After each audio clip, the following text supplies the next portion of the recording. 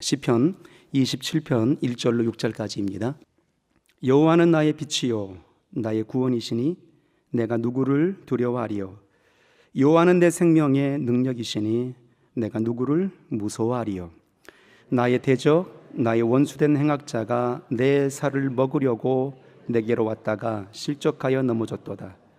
군대가 나를 대적하여 진칠지라도 내 마음이 두렵지 아니하며 전쟁이 일어나 나를 치료할지라도 내가 오히려 안연하리로다. 내가 여호와께 청하였던 한 가지 일 곧 그것을 구하리니 곧 나로 내 생전에 여호와의 집에 거하여 여호와의 아름다움을 앙망하며 그 전에서 사모하게 하실 것이라. 여호와께서 환난 날에 나를 그 초막 속에 비밀히 지키시고 그 장막 은밀한 곳에 나를 숨기시며 바위 위에 높이 두시리로다.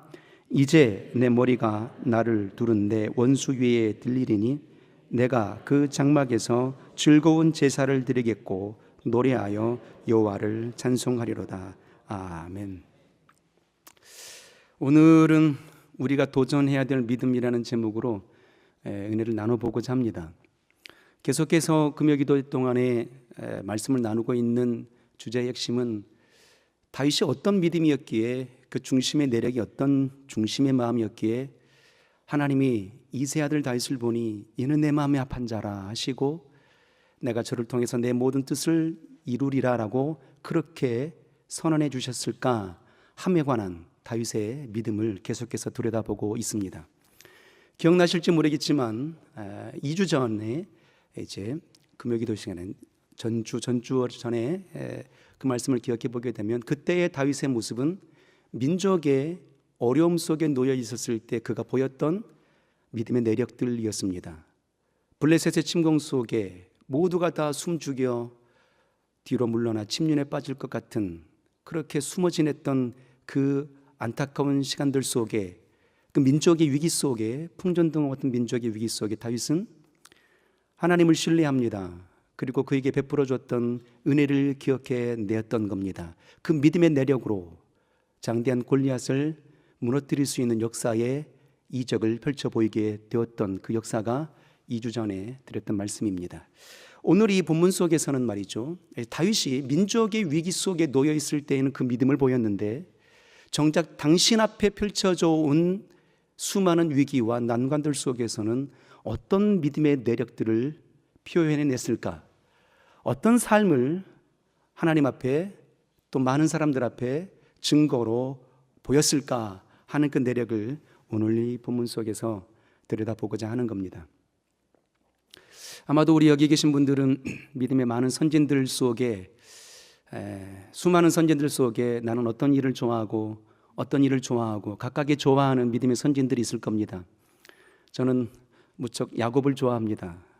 저를 좀 닮아 있는 것 같거든요. 왜냐하면 약간 이기심이 있고 욕심이 많고 했던 그 모습이 무척 닮아 있어요. 그런데 마지막 순간에 하나님을 향하여서 변화가 되었던 그 역사처럼 나도 그렇게 굴곡진 인생의 여정이지만 최후의 끝자락에는 하나님을 붙들어야지 하는 생각이 있어서 야곱을 무척 좋아합니다. 많은 사람들이 그래서 믿음의 선진들을 좋아하므로 그 선진들을 닮고자 원하죠. 그래서 그 가운데 한 가지 나는 이 선진들을 닮았으면 좋겠다 싶어 하므로 자기가 좋아하는 선진들의 이름을 당신의 이름으로 바꿔서 부르는 경우가 더러 있습니다.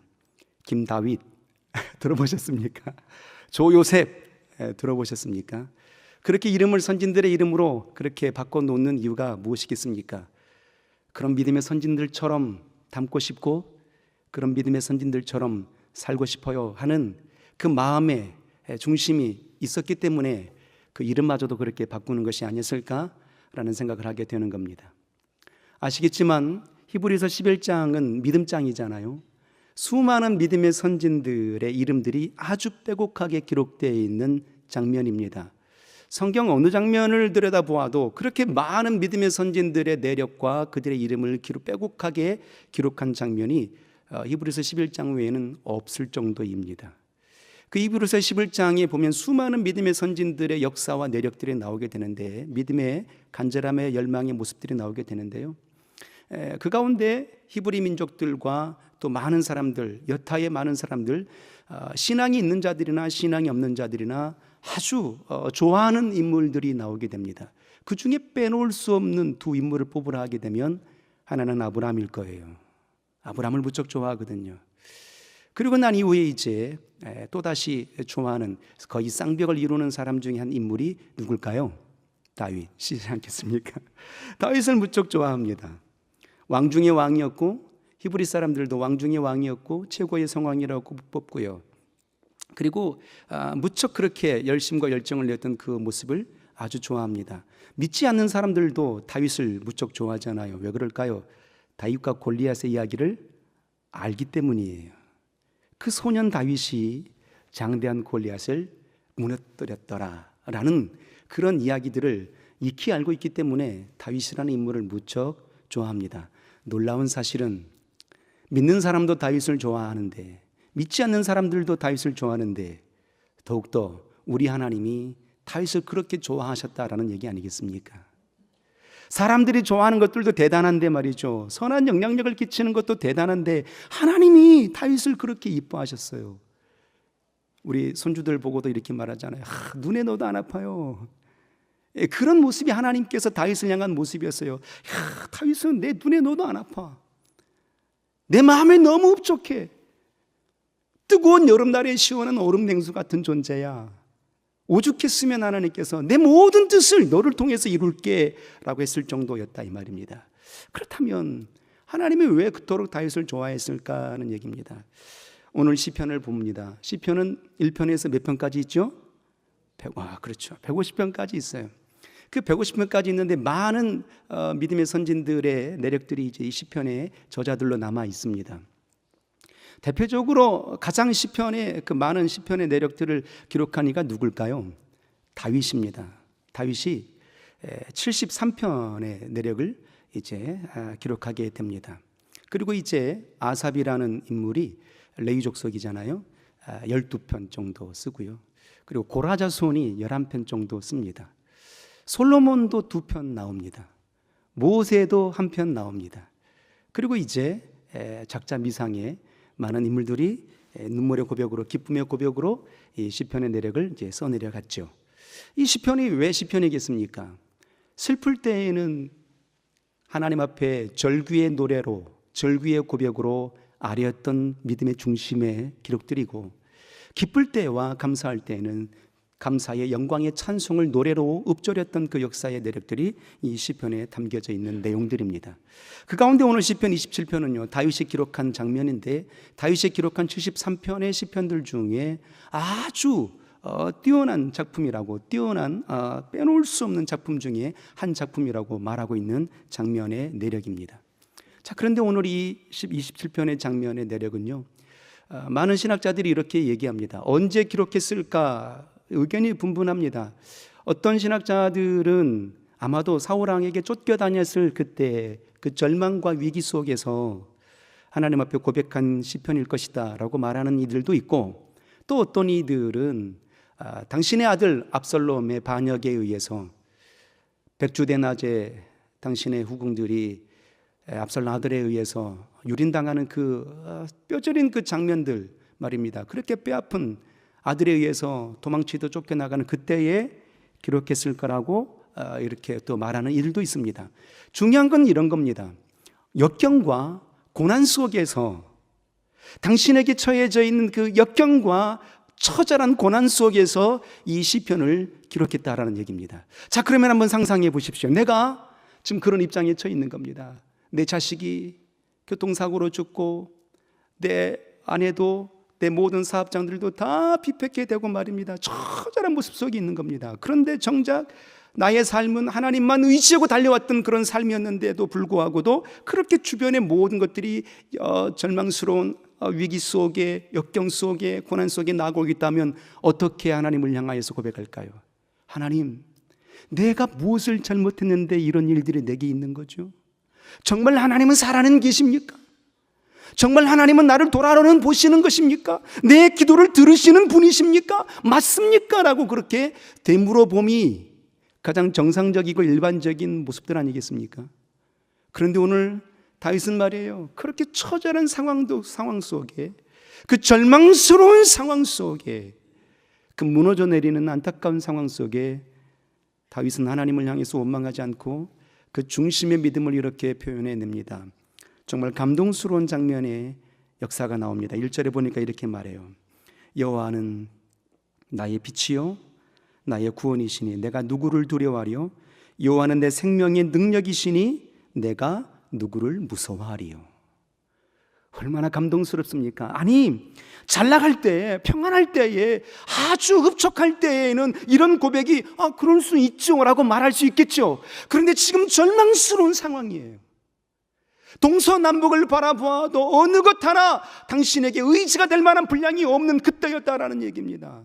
다윗이 올곧게 하나님만을 사랑하며 섬겨왔던 그때 그 시기였다 이 말입니다. 그런데 절망스러운 환경이에요. 그렇지만 다윗은 고백하는 겁니다. 나의 생명이 되시고 나의 능력이 되시고 내 모든 삶의 주인이 되신 분이 우리 하나님이십니다. 할렐루야. 그러므로 14절 본문에 읽지는 않았지만 이렇게 고백합니다. 너는 여호와를 바랄지어다. 강하고 담대하며 여호와를 바랄지어다. 그 너가 누굴까요? 당신의 영혼을 향하여서 고백하는 거예요. 내 영혼아, 하나님만을 바랄지어다. 내 영혼아, 하나님만을 의지할지어다. 이 믿음의 역사의 내력이 다윗이 절망 속에 놓여 있었을 그때에 하나님 앞에 보였던 중심의 마음이었고 그의 믿음이었던 겁니다. 이 믿음을 보시고 하나님이 너는 내 마음에 합한 자라고 그렇게 인정해 주실 수 있었던 거죠.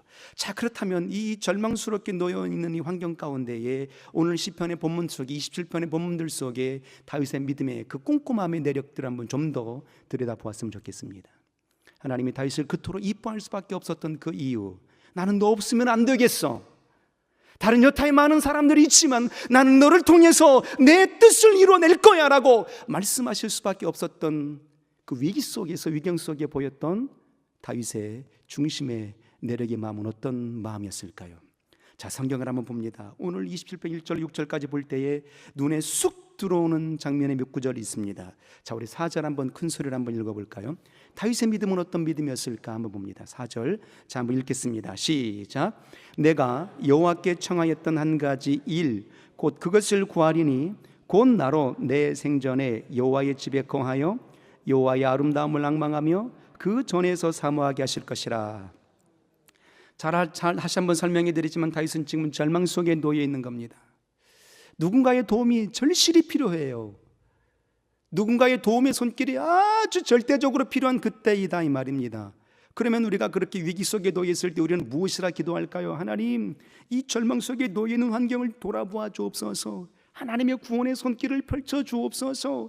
하나님의 생명의 손길을 펼쳐 주옵소서라고 그렇게 전심으로 부르짖어도 하늘의 문이 열릴까 말까 할 터인데 말이죠. 그 절망 속에 다윗은 이렇게 고백하는 겁니다. 하나님, 나로 내 생전에 여호와의 집에 거하게 하소서. 여호와의 집이 어디예요? 주의 성전이잖아요. 절망 속에서, 무너져 내리는 그 환경 속에서 말이에요. 사울왕이 쫓아오고 당신의 아들 압살롬이 말이죠 반역하여 일어나게 되고 말이죠 백주 대낮에 그 처절한 상황을 펼쳐 보이는 그때에 다윗은 고백하는 겁니다. 하나님, 나로 내 생전에 여호와의 집에 거하게 하소서. 여호와의 아름다움을 앙망하며 그 전에서 사모하게 하소서. 한마디로 정리하게 되면 다윗의 믿음은 이런 거였던 겁니다. 성전을 사모하는 믿음이었던 거예요. 놀랍지 않습니까? 아마도 우리 가정이 무너지고 내 사업이 무너지고 내 자손들이 힘들어하고 할 때에 나는 성전에서 살고 싶어요. 나는 주의 성전을 사모해요. 이렇게 고백할 수 있는 분들이 몇 분이나 있을까요? 하나님, 어찌하여서 이런 일이 내게 있습니까? 라고 그렇게 처절한 음성으로 되뇌일 수 있는 분들은 많을지 몰라도 하나님, 나로 평생의 주의 성전에서 살게 하여 주옵소서.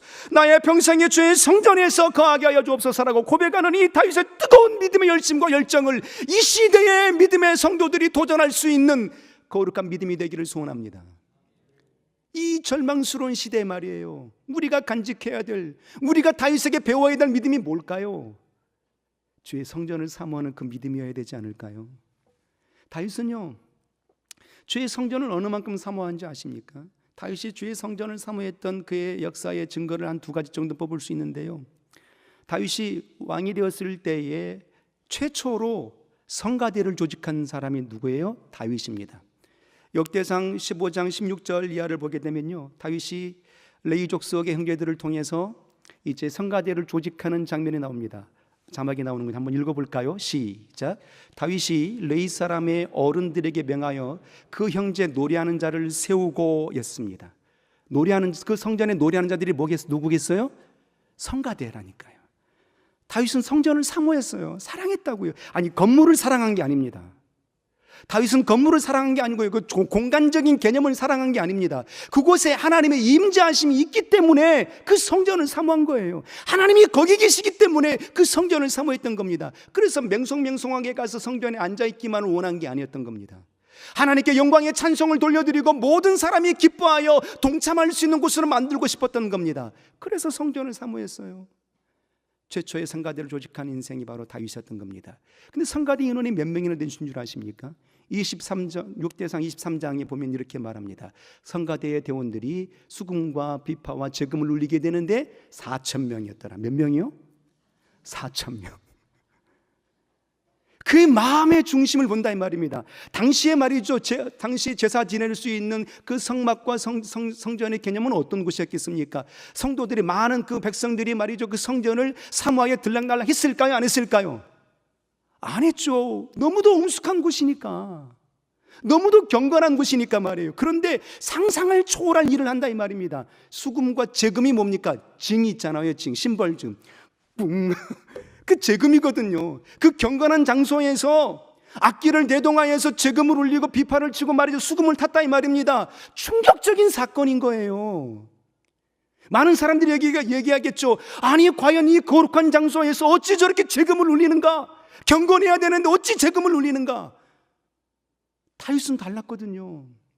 이 성전은 하나님이 거하시는, 임재하시는 곳이니 모두가 기뻐 즐거이 올 수 있는 곳이어야 돼. 그래서 성전의 개념을 완전히 바꿔놓은 사람이 다윗이에요. 이 교회가 오기가 좋아요, 안 좋아요? 우리 교회가 오시기 좋으시면 아멘. 그런데 맨날 엄숙하고 맨날 경건하고 거룩하고 누가 올려가겠어요? 한때 우리 그랬잖아요. 악기를 다루는데 드럼 치면은 뭐라고 그랬어요? 아시잖아요. 복음성 부르면 뭐라고 그랬어요? 귀신들이 노래하는 거라고 그랬잖아요. 그게 뭐겠어요? 거룩만 찾는 거예요. 거룩만.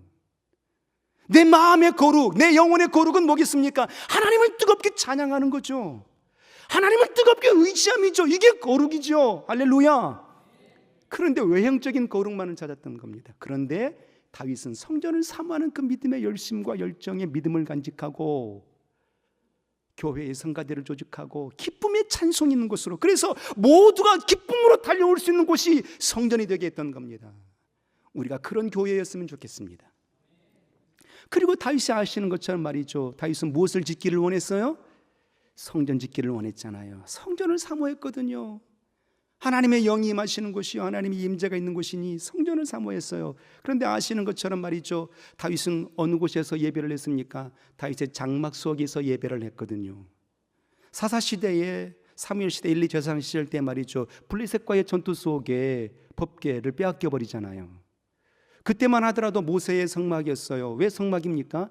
법궤가 있기 때문에 거룩한 막이다 이 말입니다. 거룩한 텐트다 이 말이에요. 그래서 성막이라고 말했거든요. 그런데 법궤를 빼앗겨 버렸어요. 그래서 성막이라고 부를 수 없는 겁니다. 법궤가 없으니까. 그래서 다윗은 뭐라고 불러요? 다윗의 장막이었다고 말하는 거예요. 그 다윗의 장막 속에서 거하였기 때문에 늘 당신의 집은 궁궐인데 하나님의 집은 텐트 속에 있다 이 말이에요. 그래서 늘 그의 평생의 꿈은 하나님의 성전을 짓는 거였어요.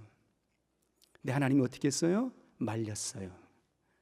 너는 전쟁 중에 피를 너무 많이 흘렸으니 너를 통해서 이루지 아니하고 내 아들 솔로몬을 통해서 이루리라 했습니다. 하나님은 그렇게 거절하시는 응답을 받았죠. 그렇지만 다윗은 포기하지 않았어요. 성전을 짓는 것을 포기하지 않고, 당신이 짓는 것은 포기했지만 그의 모든 설계도와 그의 모든 재료들과 그의 모든 인부들을 다 준비해 줍니다. 누구를 위해서요? 아들 솔로몬을 위해서. 뭐 때문에요? 아름다운 성전을 지을 수 있도록. 그게 다윗의 마음이었던 거예요. 그 믿음을 우리 모두가 배워가기를 주의 이름으로 소원합니다. 잘 아시겠지만 이 다윗의 이 믿음의 역사의 내력들이 말이죠, 시편 84편 아삽의 자손들의 고라의 자손들의 시편을 보게 되면 말이죠, 이런 고백들이 나오게 됩니다. 시편 84편 1절 이하에 보게 되면 내 영혼이 주의 성전을 사모하며 사모하미로다. 주의 궁정에서 하루가 밖에서 첫날보다 낫사오니 라고 고백합니다. 참새도 그 집에 집을 짓고 살아가는데 내 영혼은 갈 수가 없도다라고 아주 성전을 사모하며 믿으며 고백이 이어지게 된다 이 말이에요. 누구를 통해서 배웠을까요? 다윗을 통해서 배운 겁니다. 우리는 이 성전이 말이죠, 하나님께 영광의 찬송이 끊임없이 퍼져나올 수 있는 곳, 하나님의 임재가 머무를 수 있는 그 귀한 성전이 되기를 원합니다. 1세기 초대교회 당시라면 봤으면 좋겠습니다. 1세기 초대교회 당시에 말이죠, 교회는 어떤 모습이었을까요? 모든 성도들이 교회를 사모했어요. 그래서 사도행전 2장 24절 이하 32절 이하 보게 되면 말이죠, 이런 내력들이 나오지 않습니까? 날마다 성전에 모이기를 힘쓰고 떡을 떼며 교제하기를 힘썼고 사도들에게 배움을 받기를 원했고 라고 말하고 있다 이 말입니다. 기쁨으로 교제하고 성전에 모이기를 힘썼어요. 그래서 그들의 믿음이 소문이 나므로 날마다 그들의 믿는 수가 왕성하여 지더라 라고 했거든요. 무엇 때문에 그 초대교회가 부흥했냐라는 거죠. 그 중심의 내력은 주의 성전을 사모했다라는 얘기입니다. 주의 교회를 사모했다라는 거예요. 교회에 모이기에 힘썼다라는 얘기입니다. 그런데 우리의 오늘날 이 시대의 올 모습을 봤으면 좋겠어요. 저도요, 중학교 때 예수 만나고요, 학교 다녀왔습니다 하고 집에 오면 바로 교회 가요. 교회 누가 있는 게 아니에요. 큰 교회 속에 덩그러니 저 혼자 있는 겁니다. 그래도 교회가 좋아. 청소도 하고 기도도 하고 거기서 공부도 하고 뒹굴기도 하고 날마다 그렇게 기도하고, 그 성전이 좋으니까, 교회가 좋으니까. 어느 날은 말이죠, 그 교회에서 혼자 기도하는데 말이죠, 부모님들을 위해서 기도하는데 내 마음은 전혀 슬프지 않는데 주르륵 눈물이 나. 이게 뭐지? 이게 뭐지? 그 마음의 기도를 하나님이 들으셔서 이후에 부모님들이 주께로 돌아왔지 않았을까? 그렇게 생각하게 되는 겁니다. 교회는 그런 곳이에요. 정말 우리가 70년대 80년대 거룩한 한국교회의 부흥을 이뤘잖아요. 그 부흥을 이룬 그 중심의 내력은 다 무엇이었을까요? 다 성도들이 교회를 사모했거든요. 건물을 사모한 게 아니에요. 교회 가면 하나님이 계신다라고 그렇게 믿었기 때문이에요. 청년 때에 이제 성락교회 30년 전에 성락교회에 왔거든요. 직장 생활하면서 말이죠, 집은 항상 어디였을까요? 신길 3동과 신길 5동을 벗어나 본 적이 없어요. 결혼을 해서도 신길 3동에 살았고 조금 더 옮겨서 신길 5동으로 갔고. 왜 그랬을까요? 교회가 좋으니까. 새벽 기도도 가야 되겠고, 철야 기도도 해야 되겠고, 또 예배도 참석해야 되겠고, 신방도 해야 되겠고, 교회가 가까워야 되니까. 그런 믿음의 열심과 열정이 있었던 겁니다. 그 역사의 내력이 우리가 지금 이 교회를 든든하게 세워내었던 증거의 모습들 아니었겠습니까? 바로 여러분들이 바로 그런 믿음의 증인들이었죠. 그러나 그때와 지금의 우리의 마음을 한번 비교해 보게 되면 어떻습니까? 많이 무너져 내려있는 모습들을 보고 있지 않습니까? 그래서 다시 이 시대에 우리가 도전해야 될 믿음은 어떤 믿음이겠어요? 주님의 거룩한 임재가 있는 주의 성전을 사모함의 역사의 믿음이어야 된다라는 얘기입니다. 교회를 더욱더 사랑하시고 교회를 더욱더 품어낼 수 있는 아름다운 심령이 되시기를 주의 이름으로 소원합니다. 어떤 분들은 교회를 향해서 이렇게 말합니다. 이것도 안 되고 저것도 안 되고 이것도 부족하고 저것도 부족하고 이게 뭐예요 교회가? 이렇게 불만 섞인 눈으로 정확하게 보는 눈은 갖고 계십니다. 그런데 하나님이 원하시는 성도들을 향한 우리의 기대하심의 분량은 그런 게 아니거든요. 교회의 부족함을 지적하는 눈을 갖기를 원하시는 것이 아니라 그 부족함의 모든 모습들을 채워낼 수 있는 거룩한 심령들을 원하시는 거예요. 이게 바로 교회를 사모하고 교회를 사랑하는 자들의 모습들이죠. 이 교회가 어떤 곳입니까? 예수 그리스도의 피 뿌려 있는 흔적 있는 그 모습의 공동체들 아니겠습니까? 그래서 우리가 불만과 원망을 품어내는 것이 아니라 부족함과 연약함의 모습을 보고 내가 그것을 채워낼 수 있는 아름다운 주의 성전이 되시기를 주의 이름으로 소원합니다. 그리고 다시 이제 오늘 6절 한번 보도록 하겠습니다. 6절 자막 한번 띄워볼까요? 다윗의 믿음은 성전을 사모했어요. 왜 성전을 사모했을까? 건물이 좋아서요? 아니라니까요. 그냥 텐트였다니까요. 그럼에도 불구하고도 주의 성전을 사모했어요. 무엇 때문에요? 자, 6절 한번 읽겠습니다. 시작. 이제 내 머리가 나를 두른 내 원수 위에 들리리니 내가 그 장막에서 즐거운 제사를 드리겠고 노래하여 여호와를 찬송하리로다 그랬어요. 내가 그 장막에서 뭘 해요?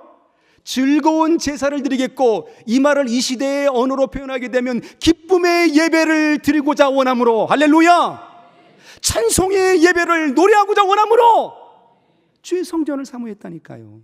그러니까 다윗의 믿음은 어떤 믿음이겠습니까? 예배를 즐거워하는 믿음이었던 겁니다. 예배를 사모하는 믿음이었던 거예요. 예배를 간절하게 열심과 열정으로 열망 중에 기대하고 고대했던 그런 심령이 바로 다윗이었다 이 말입니다. 즐거운 예배. 예배가 즐거우시면 아멘. 예배가 즐겁지 않으시면 아멘. 그러시면 안 된다고 하는데, 네. 예배가 즐거워야 된다요. 예배가. 네. 느헤미야 시할 때 말이죠. 무너진 성벽을 재건하잖아요. 성전을 재건하면 그들의 무너졌던 믿음도 살아날 줄 알았어요. 그런데 그들의 믿음이 살아나질 않습니다. 그래서 학사 에스라를 시켜서 말이죠. 수문학 광장의 민족들을 다 모으게 하고 두루마리 성경을 쫙 펼쳐서 모세 오경을 낭독하기 시작하게 됩니다.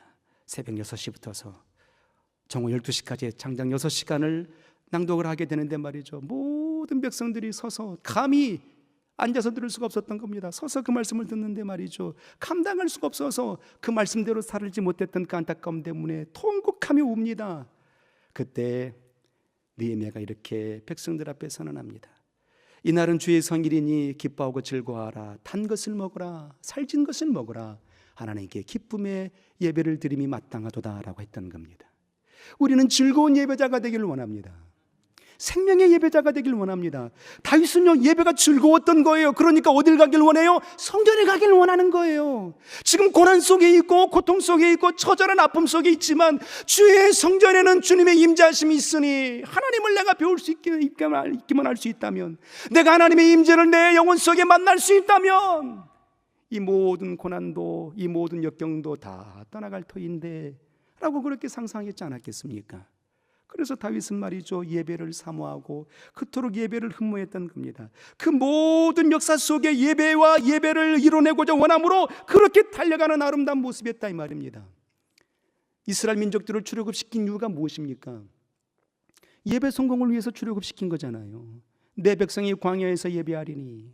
이스라엘 백성을 가나안 땅에 왜 들어가게 하도록 하신 것일까요? 시온의 땅이라고 말하는 그 가나안 땅을 왜 들어가게 하셨을까요? 그곳에서 온전히 하나님을 섬길 수 있는 예배의 모습을 보이려고요. 우리 인생들을 하나님이 왜 지으셨습니까? 내가 내 백성을 나를 위하여 지었나니 나의 찬송을 부르게 하려 하심이라. 예배자로 지어내셨던 겁니다. 그 예배자의 아름다운 모습을 바로 이 다윗이 그렇게 이어내고 있는 거예요.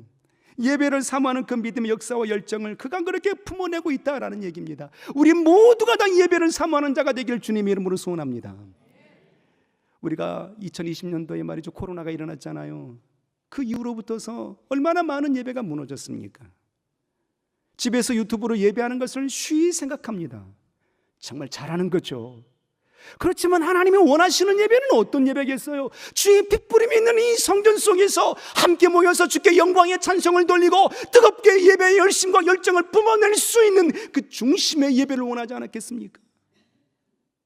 다시 무너져버리는 예배를 우리가 회복해내야 되지 않을까요? 우리가 다윗을 통해서 배워야 될 믿음의 예배는 어떤 것이겠습니까? 뜨거운 예배, 열심과 열정 있는 그 예배가 다시 일어나기를 원합니다.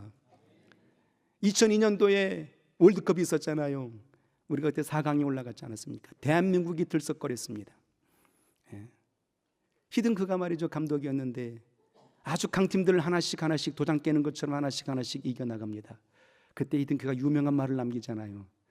나는 아직도 승리에 배가 고픕니다. 온 우리 대한민국 사람이 그 히든크 감독의 말 한마디에 말이죠 가슴이 뜨거워졌잖아요. 그래 우리는 아직도 더 할 수 있어. 우리는 아직도 더 할 수 있는 힘이 남아있어. 마치 말이죠 우리가 예배 가운데에 어떤 마음이어야 되겠냐 이 말이에요. 우리는 예배에 배고픈 자가 되기를 원합니다. 진실로 예배 성공에 배고픈 자 말이에요. 영적인 가람이 있는 역사 말이에요. 그 역사가 살아있어야 교회가 부흥되고 교회가 살아나지 않겠습니까? 찬양대원은 밥 굶어가면서 오고 또 모든 봉사자들은 그렇게 일찍 나와서 봉사하면 각각 우리의 심령들은 설교자는 설교에 열심을 내고 찬양자는 찬양에 열심을 내고 듣는 모든 청중들은 말씀 앞에 겸손히 무릎 꿇는 그 역사가 있을 때에 그 예배의 열심이 살아나는 것 아니겠습니까? 주일 예배, 수요 예배, 금요 기도회 그렇게 부흥해 보자라고 그렇게 몸부림칩니다. 어찌 보면 당연한 것 같지만 말이죠, 그 이면을 들여다보게 되면 하나님이 정말 마음 아파할 장면들 아니겠습니까? 그리스도인들의 예배함은 지극히 정상적인 것이고 근본적인 것인데, 그리스도인들을 향해서 예배 나와요, 철야 나와야 돼요, 수요 예배해야 돼요, 금요기도 해야 돼요 라고 그렇게 간절하게 권면하게 되는 그 배경이 어디서 나오느냐 이 말이에요.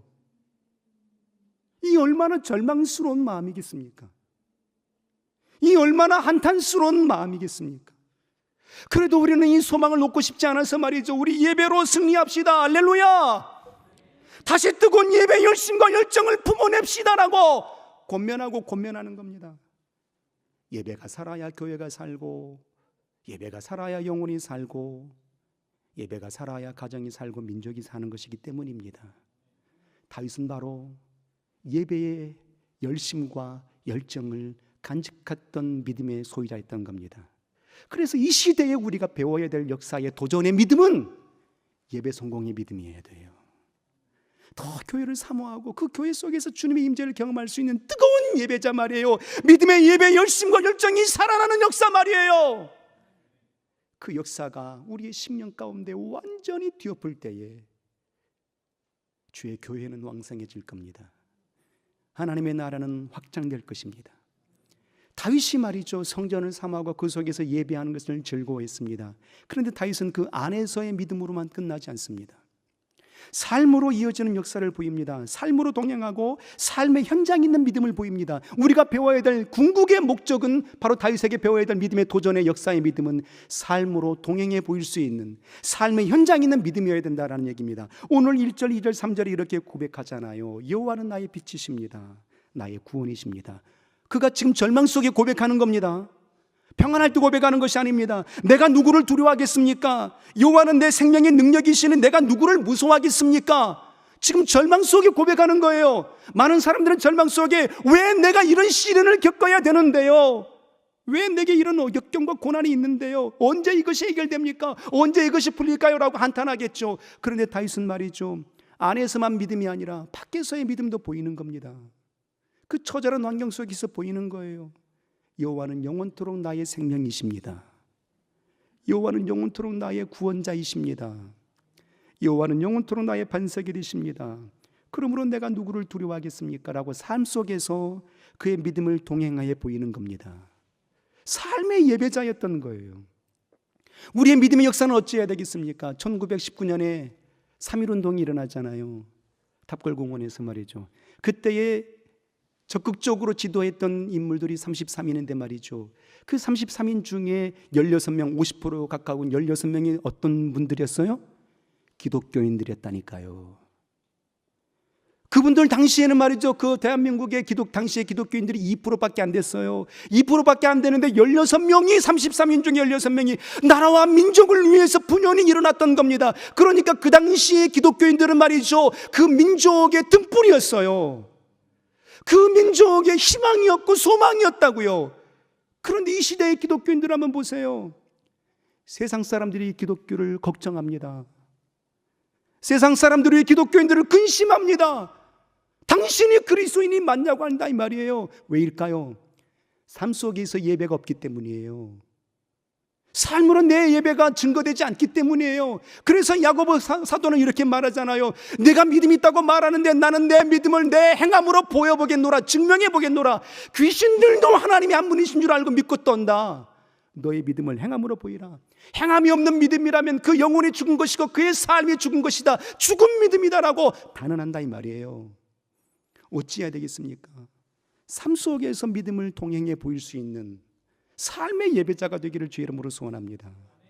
교회에서는 거룩하고 교회에서는 칭찬받고 교회에서는 모두가 다 칭송을 받을지라도 교회 문 밖을 열고 나가게 되면 도무지 저분이 예수 믿는 사람인가 구별이 안 된다면 삶의 예배가 무너진 거잖아요. 삶 속에서 하나님과 동행이 무너져 버린 거잖아요. 우리는 다윗에게 배워야 될 믿음의 역사는 주의 성전을 사모하는 겁니다. 그 속에 하나님의 임재가 있기 때문에 예배를 사모하는 거예요. 즐거운 예배를. 그리고 이 예배 속에, 이 공간 속에서 예배로 머물지 아니하고 삶 속에서의 우리의 모든 예배가 하나님께 영광을 돌릴 수 있는 삶의 모든 현장에 하나님의 임재가 있는 현장이 되기를 주님의 이름으로 소원합니다. 할렐루야.